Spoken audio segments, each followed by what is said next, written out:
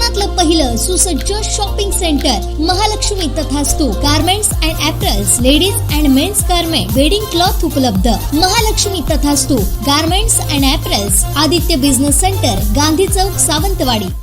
गेली कित्येक वर्ष वेंगुर्ला बंदर या ठिकाणी जमिनीमध्ये गाडलेल्या स्थितीत असलेल्या ऐतिहासिक 4 तोफांना सह्याद्री प्रतिष्ठान हिंदुस्थान सिंधुदुर्ग विभागच्या दुर्गसेवक व रणरागिणींनी बाहेर काढून एक नवीन इतिहास रचलाय. पाहूयात. वेंगुर्ला हे शहर समुद्रकिनारी वसलेलं ऐतिहासिक शहर आहे. इसवी सन 1638 पासून डचांची वेंगुर्ला ही मुख्य व्यापारी वसाहत होती. दरम्यान 1660च्या सुमारास छत्रपती शिवाजी महाराजांनी येथे आपले सैन्य ठेवल्याचाही इतिहासात उल्लेख आढळतो.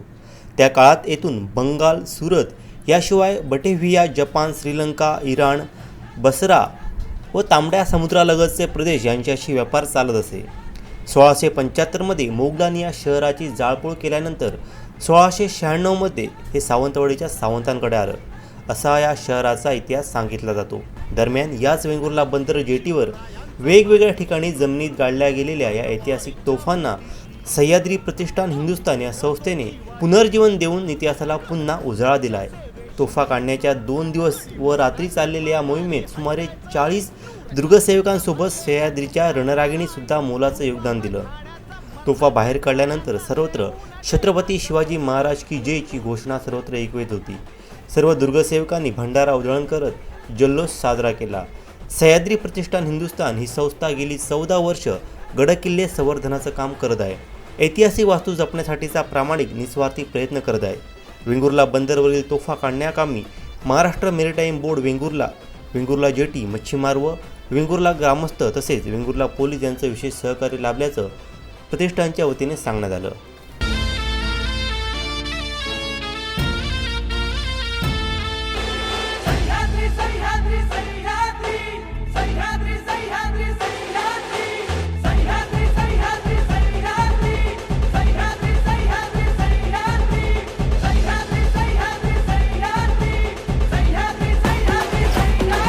शिवरायांचा पाठीशी तलवारीच्या मुठीशी आम्ही कोलतो जीवाशी कडकोटांच्या सेवेशी. गडी मर्दांनी माघारी हटायचा नाही, नूर छातीत भरलेला तुटायचा नाही. रूपा पठाण्याचा मराठी पाण्याचा लेहून टेचात बोल बोल बोल बोल.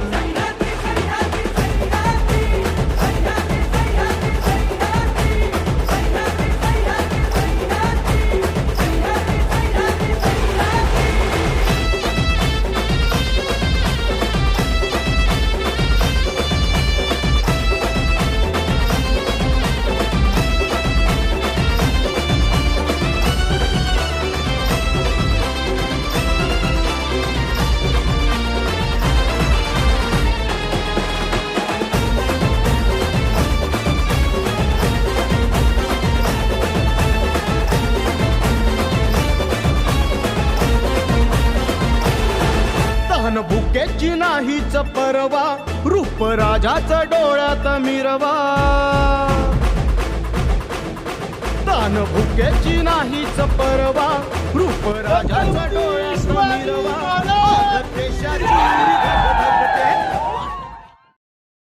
ॲक्च्युली आम्हाला 3 वर्ष झाली या प्रोसेसला सुरुवात करून. श्रमिक गौतम मुंडे यांच्या नेतृत्वाखाली आम्ही मोहीम सुरू केली आहे. जानेवारीपासून आम्ही पत्रव्यवहार सुरू केले आहेत मेरीटाईम बोर्ड आणि पुरातत्व विभाग यांच्यासाठी. मेरीटाईम बोर्डचं वेंगुर्ला विभागाचं आम्हाला खूप सहकार्य भेटलं आहे. तसंच वेंगुर्ला ग्रामस्थ, इथले स्थानिक मच्छीमार यांचं पण आम्हाला सहकार्य भेटलं. टोटल 4 तोफा होत्या. अक्षरशः दयनीय अवस्था होती त्या तोफांची. एका हॉटेलच्या गडग्यामध्ये होती, एकाला लाईटीचा पोल लावलेला होता, एक अशीच इथे डिझेलला टँक आहेत त्या टँकच्या खाली अशी गाडलेली होती आणि एक अशीच पडून होती. तर ह्या 3 तोफा आम्ही बाहेर काढल्या.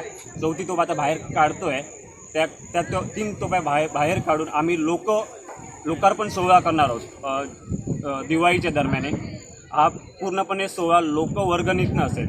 एकही पैसा कोणत्याही संस्थेकडनं नसेल किंवा सरकारकडनं नसेल. तो लोकांनी दिलेल्या निधीतून आम्ही लोकवर्गणीतून लोकार्पण सोहळा करणार आहोत. आणि ते पाठी जेटीवरच आम्ही ते आयनगाडा तोफगाडा म्हणजे ओतीव तोफगाडे बसवणार आहोत, ज्याची 3 वर्ष गॅरंटी असेल बाबा, त्या 3 वर्ष तरी ते गंजणार नाही किंवा काही होणार नाही, असे 3 वर्ष आम्ही 4 तोफगाडे इथे बसवणार आहोत. सह्याद्री प्रतिष्ठानचं मोठं यश आहे आणि या तोफा मिळणं म्हणजे एक वेंगुर्ल्यातील एक इतिहासाला पुन्हा एक उजाळी देण्याचा आहे. याबाबत काय सांगाल?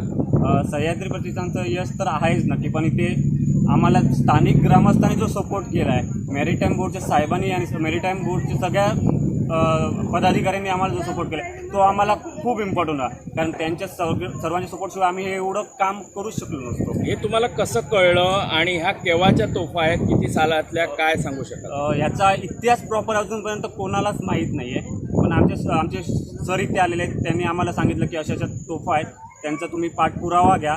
मग त्यानुसार आम्ही पाठपुराव्याला अभ्यास करायला काळातल्या आहेत या ह्या आता डचपासूनचा इथे इतिहास आहे, त्यामुळे आम्ही डचपासूनचाच इथे करतोय.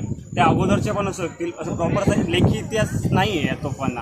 इथे आम्हाला टोटल 4 तोफा सापडल्या, प्रत्येक तोफी 2 ते 2.5 टन या दरम्यान आहे. एकाची हाईट 8 फुटापर्यंत 9 फुटापर्यंत आहे.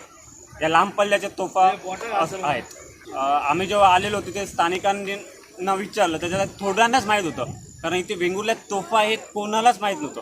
आम्हाला पण, आम्ही बाजूच्या कुडामधलं मला पण माहीत नव्हतं. जेव्हा सर बोलले की वेंगुर्ल्यात तोफा आहेत, तेव्हा आम्ही सुरुवात केली, स्थानिकांना घेतलं. मग आम्ही बघितले तर अक्षरशः अवस्था अशी दयनीय होती. आम्हालाच कसं वाटलं की आम्ही इतके वर्ष येतो आणि आम्हाला त्या तोफा माहीत नाही.